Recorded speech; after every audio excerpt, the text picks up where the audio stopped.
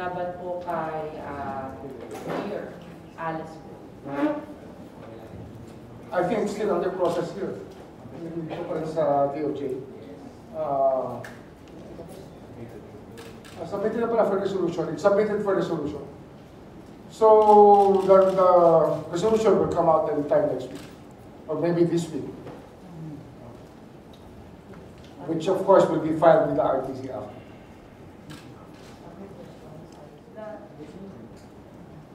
Ano pala, sa ombudsman yung final ko si Alice ko.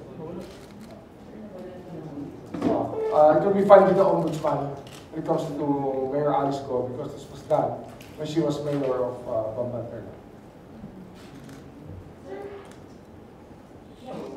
With the Tarlac RTC. I wrote a letter to the. I wrote a letter already to the ombudsman, and we expect them to respond to our letter very soon. But we also intend to write a letter to the court administrator so that all of this confusion will be done away with. Because we cannot allow these things to happen again. I don't think we want a conflict of jurisdiction on any persons that we want tried for different crimes. So dapat ito maging clear. So we will probably write the court also, the court administrator on this. Or sa Senate, kasi ini-insist ko rin po ng mga senator na yung supposedly dapat sa kanila pa rin. Dahil sila daw po yung una naglabas ng arrest order. Well, the arrest order is as long as it's for in the aid of the legislative function, lawmaking yan. But when it comes to the real crux of the matter, which is the violation of law, then that will depend on the courts that issued the conviction order. And in this case, for Alice Go, if it's the Capas Court cannot take precedence over what the ombudsman should be, what the Sandigan Bayan should be doing. Ano nga ito eh? This is a case of really a court issuing an order without any jurisdiction over the case. That's how we view it. Motion ng kampo po Bibo. Yung unang motion is to reopen the investigation and admit yung kanyang counter affidavit na pinanotaryo nga niya doon sa Attorney Elmer Galicia. Isa pa daw po, nag-file nung Biyernes na i-admit ulit yung kanyang counter affidavit, pero manunumpa daw po sa harap ng mga fiscal. Well, we do not want any dilatory tactics to be employed here. We just want the cases to move forward. So whatever incidents were left behind may be dealt with later on, if possible and if necessary. Ganun yun eh. Kasi if you chose to escape from the clutches of the law and the case was pending already, then it's not our problem. It's going to be her problem. That's the risk she has to take by trying to evade the law. Dahil po sa limited resolution na hindi na po pinagbigyan yung mga motion na yun ng kampo ni Alice. Well, sabi ko nga, this will be resolved if necessary later on. But what is important is it's submitted for resolution already, and the panel will have to act on this matter with haste, with extreme haste, because time is moving, and we cannot afford to be waiting for dilatory tactics to be employed to us again, like the escape an escape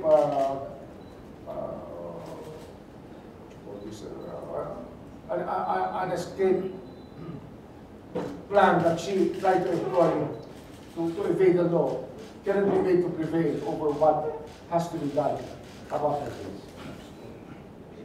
Sir, sorry po ng NBI, may mga feeler na raw po about sa pagsuko ng kapatid ni Alice Go, si Wesley. Meron po ba kayong information or latest update tungkol po doon? It's just an ongoing matter pa din.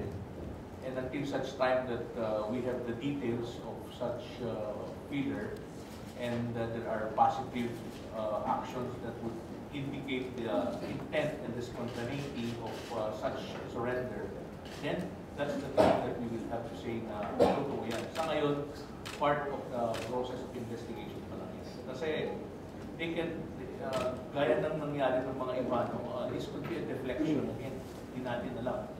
Baka nililigis tayo sa tamang landas na gusto natin. So meaning to say, sir, wala pa rin kung katotohanan yung kung sinasabi ng NBI na gusto na sumuko. Hindi ko sinasabi walang katotohanan. Yan ay isang ongoing investigation pa lang. So that's one factor to consider. It's the burden on them to show proof na they really intend to voluntarily surrender. Sa Ombudsman, Pinay, meron pa po ba concern sa mga prosecutors or may agam-agam po ba kayo that should have been detained in a place where apparently she exercised influence, considering that the number of assets ay andun sa area na yan. Not in that area, actually, but in sa general. Sa Tarlac. Yes, sir. Yes, sir. Actually, that's the first thing that came to my mind. That's why we studied the case thoroughly, and we saw that there was probably an oversight on the part of the Ombudsman's office. It's really, it's commonsensical to think that she would be more influential in her sphere, in that area, which is within her sphere of influence, because she's the mayor of a town in the province where she's being taken as a detainee.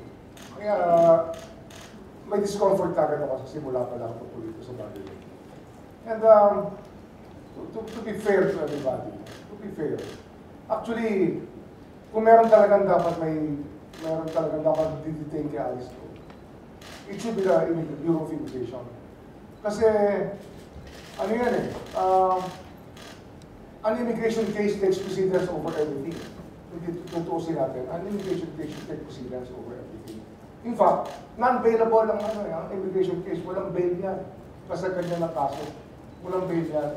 Kaya nga, ang tingin ko, when everything clears up already, it will have to be with immigration. And immigration will just have to seek our permission to bring her to court every time. Kasi dapat yan, huwag natin bayaan na palabuin nila yung tubig. Malinaw na malinaw yan na immigration case na yung hinahawakan nito. And that's very, very important. May primacy ang immigration case over all others when it comes to ISCO.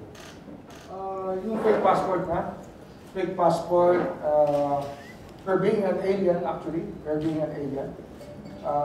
trying to become or trying to pass herself off as a Filipino. I think that's a very major violation of law within our country. It's really an immigration matter. Of course, the criminal aspect would be there, that some people in the DFA were in cahoots with the syndicate that issued her a passport.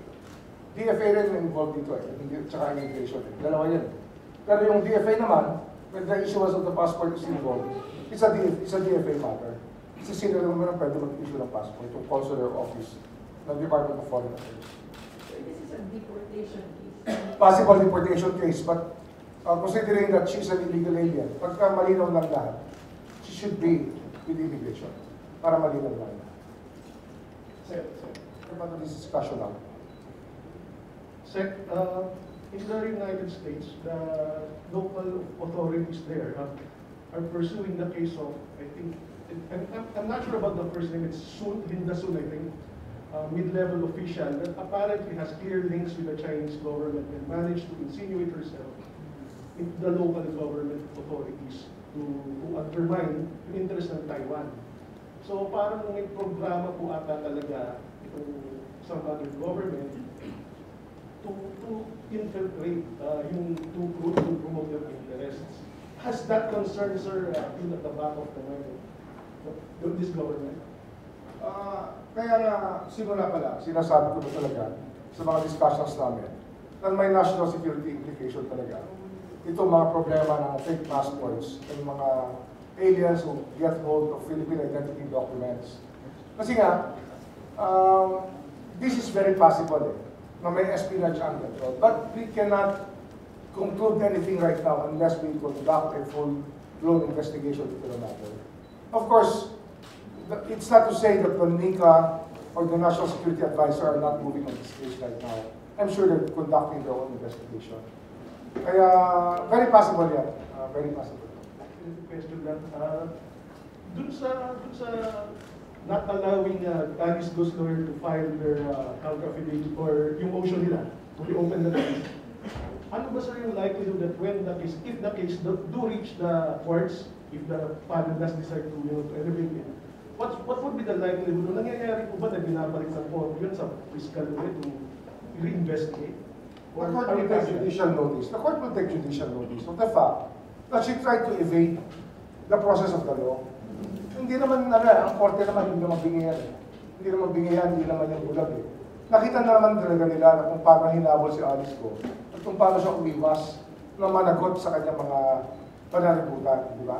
Kaya, ang tingin ko naman, hindi naman babaliwalain ng korte yung mga nangyaring yan na pinahirapan niya tayo makuha siya at para managot sa kanyang mga magkakasala sa batas. Kanyang pagkukulang sa batas. Resolution sa kaso human trafficking, kasama ba or nadawin po ba doon yung pangalan ng mayor ng Sual, Pangasinan? I have no idea. Honestly, I have no idea. Pero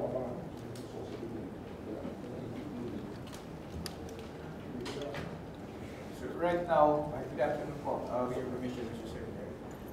Right now, we cannot disclose yet who will be included and who will not be included. The only thing that we can assure you is that well within the week, the resolution will be out already. No? And all questions pertaining to the motions that were filed, those who will be indicted will be indicated in the resolution that will be issued by the panel.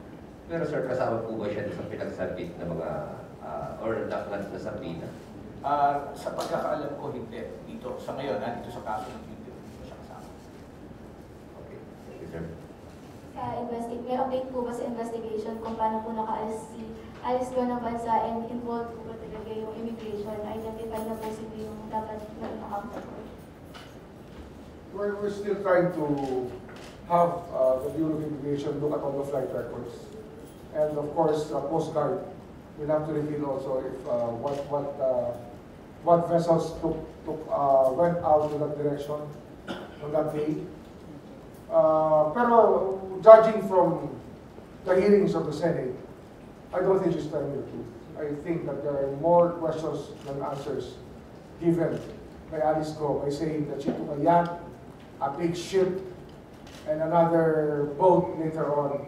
I don't think that it convinces me. It does not really convince me, or many of us, it does not really convince many of us that those are plausible ways of escaping from the country.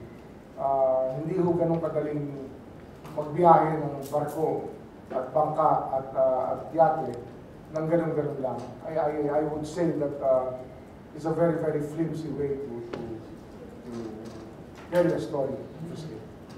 Pero for DOJ po, yung theory nyo ba rin po is gumamit po sila ng They use the plane sometime. Hindi pwedeng boat lang yan. They use the plane sometime. Iyan lang iniiwas kasi PODC founder Apollo Quibaloy. Sir, yung QC Court po kasi, naglabas po sila ng order na ilistad po siya sa Quezon Jail. While yung Pasig Court po, in order po siyang mag-remain sa PNP dahil non-legal daw po yung case. Sir, is it right na mag-remain po siya sa PNP under those reasons?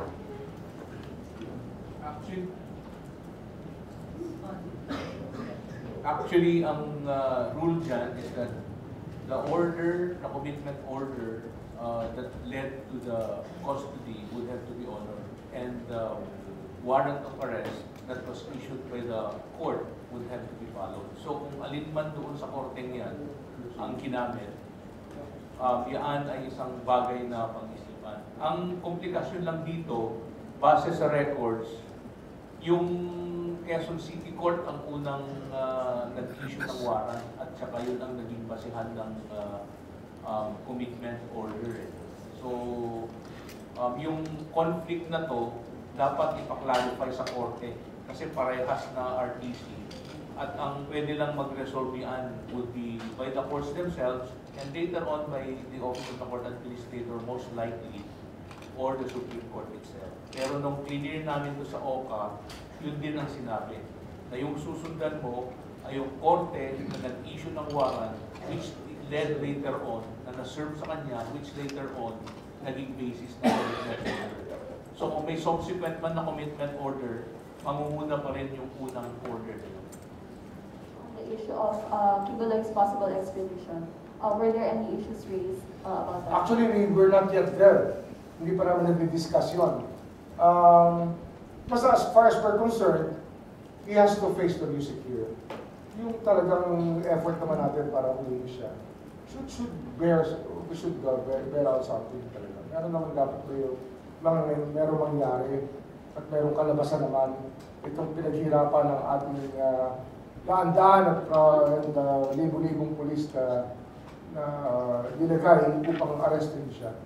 Kaya it's just right that we try him here in the Philippines first.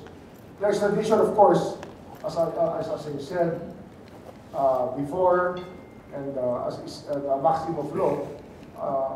But as far as I remember, yung mga binibigyan ng house arrest, yung mga hindi nag-resist o kaya pumayag kagad na ma-aresto. Yung mga nanago at nagpahirap sa gobyerno, madalang tayo bigay ng house arrest sa mga taong ganito. Kaya ito, talaga nasa korte yan.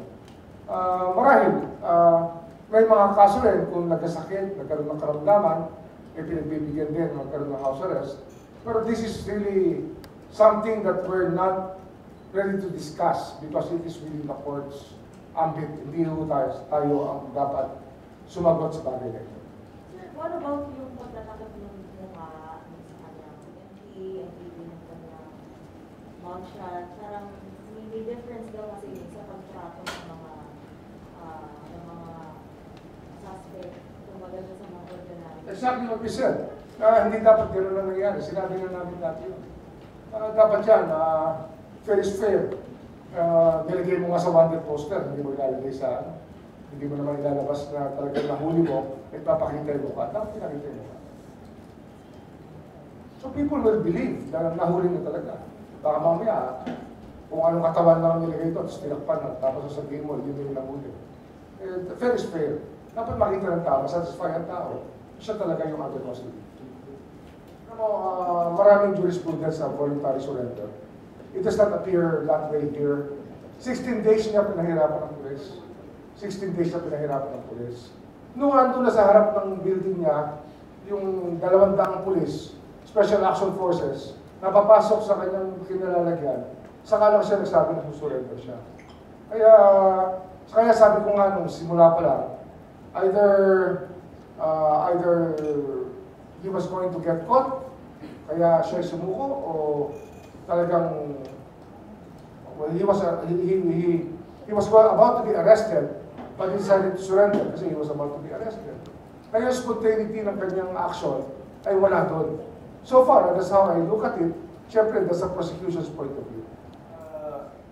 Actually, dapat yung coordination niyan should have been made by the courts themselves, no? Kasi nagkataon na nagkasabay, and obviously, you cannot be in two places at one time.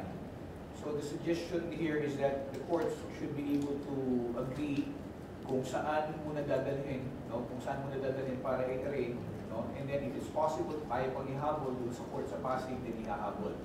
The difficulty here is because the Quezon City Court is asking that he be detained in Quezon City, but that usually happens. That is correct, but that is the only case that we are facing. And there are several cases in different jurisdictions. Usually, nagre-request yung prosecutor that we be allowed to have the accused in a facility, let's say for example, in Camp Crame, where they can ensure his attendance in all of these jurisdictions. So we are beginning discussions with our prosecutors to suggest that and recommend that to the court para hindi naman mahirapan kasi it will be more difficult for BJMP Quezon City to be transferring him to Pasig every time there is a court hearing. Ay nahuli na rin kasama niya nung siya hinuli sa Davao. Sumuko, hinuli, call it what you want. Pero kasama na. Pero yung ibang kakuntsaba na tumulong sa kanya magtago at pahirapan ng batas, siyempre habang tumatagal, meron tayong lumalabas ng mga detalye kung saan pwede natin habulin pa rin ang mga tao. Si former President Duterte po yung naging administrator. Yung police order ng Court of Appeals ay dapat sundin kahit sino man ang may hawak ng properties o yung bank accounts. So the fact na naging administrator of properties ng KOJC ang dating presidente, Rodrigo Duterte, ay isang bagay na hindi importante sa issue ng freeze order. Ang importante dyan ay may freeze order at yun ay dapat sundan. Habang nandyan yung order na yan, talagang ipapatupad yan at walang makakagalaw. Former President Duterte, laban po doon sa mga pulis na pumasok sa loob ng KOJC compound. Yes, there were cases that were filed for unjust vexation. It was filed before the prosecutor's office, Davao. And I think there's already been an order to transfer all of these cases here in the main office for us to have the prosecutor investigate all of them. Sino po sir ang mga respondent po sa kaso? Sa pagkakalala ko, ang mga respondents would be all the police officers, even I think Secretary Abalos, the Secretary Abalos was included, and then the head, yung regional director, si General De La Torre, and all the other officers who were present, who were part of that operation. Sir, meron po ba kayong ibinigay na period of time para sa pag-transfer po ng kaso dito sa main office? Well, dapat yan agad-agad, no? In fact, some of the cases, most of the cases have already been transferred here. Except that meron kasi piecemeal filings, no, na mga pinafile, hindi sabay-sabay. So, sa mga pagkakataong gano'n, ini-inform nila kami, and then agad-agad pinapalitan yung kaso dito sa department. Cases that were filed for unjust vexation, it was filed before the prosecutor's office, Davao.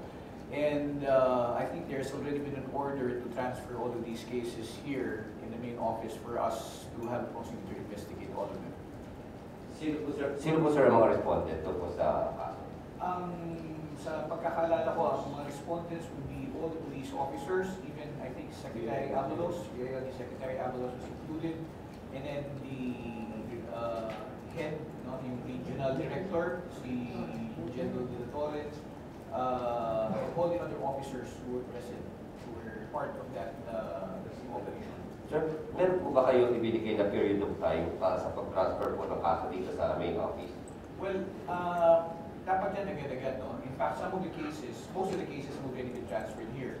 Except that meron kasi piecemeal filings, no, na mga pinafile, hindi sabay-sabay. So, sa mga pagkakataong gano'n, ini-inform nila kami, and then agad-agad pinapalitan yung kaso dito sa department. Identified yet who may have possibly hit Kibuloy or aided him hiding po. It is an ongoing investigation kung sino-sino ang tumulong ng komando.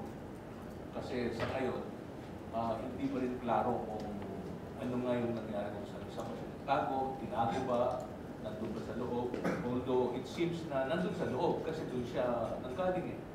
Nung i-assault na ready na yung police authorities to make a final assault on that last building na yun na hindi pinapayagang pasukin ng mga otoridad natin.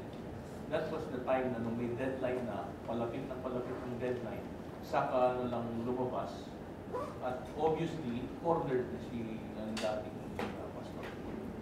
Of this generation, Mr. Kibuloy daw, according to his supporters, has been the victim of being a dog show, meaning he's being preyed upon in social media by particularly itong mga private companies that's trying to get media mileage out of his problems. Tapos one of his supporters, I think one of them, Jason Saas, threatened even a boycott of these companies. Can you comment on dito, sir? I mean, it's not supposed to be legal. Ang crime charge is sexual abuse and qualified trafficking.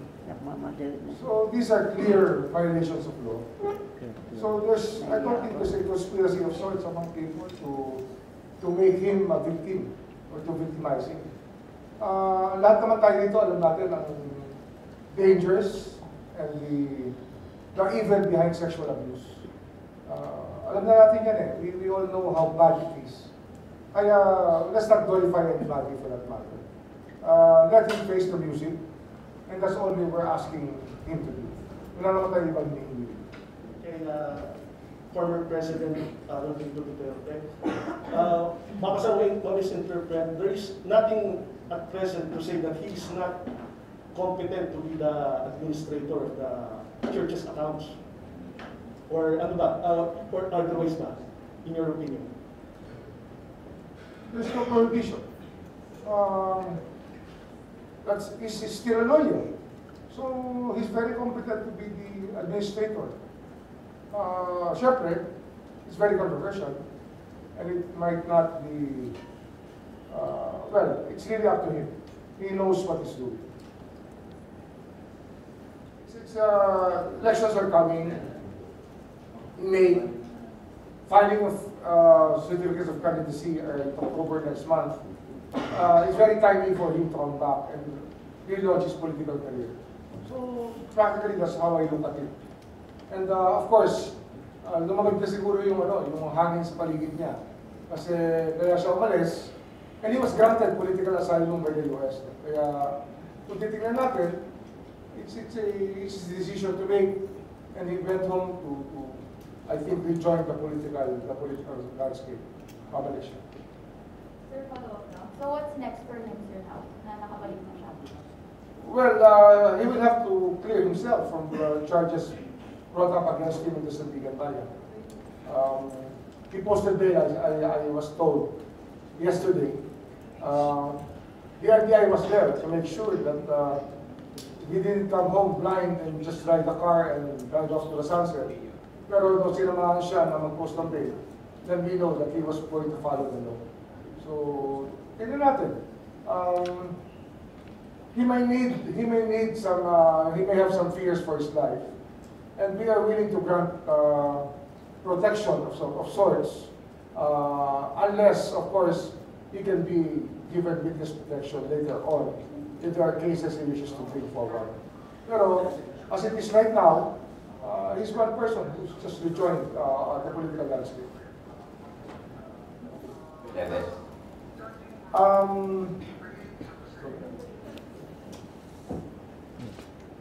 Right now, we're just awaiting the decision of the Court of Appeals as to yung appeal, no? Dun sa grant institution. So we were advised to just wait for it right now kasi medyo abala rin ang Timor-Leste because of the arrival of the vote. So, yeah.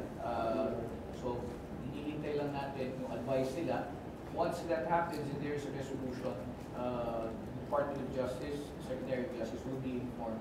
And then we will already plan our next course of action after that. Okay. Well, it gives you an idea that the police can really find somebody when they really want to find somebody. And we will be talking to them about this.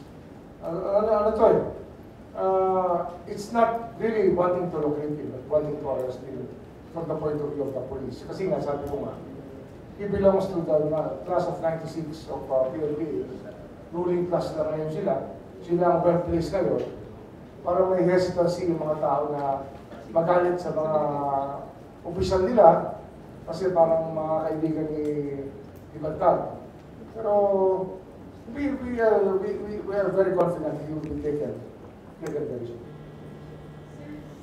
Balik lang po, sorry, yung time of Vila po, since he was granted asylum nga po in the U.S. after he showed political persecution from ex-President Duterte, he was also on the drug watch list. So will he be part of any investigation into the drug war?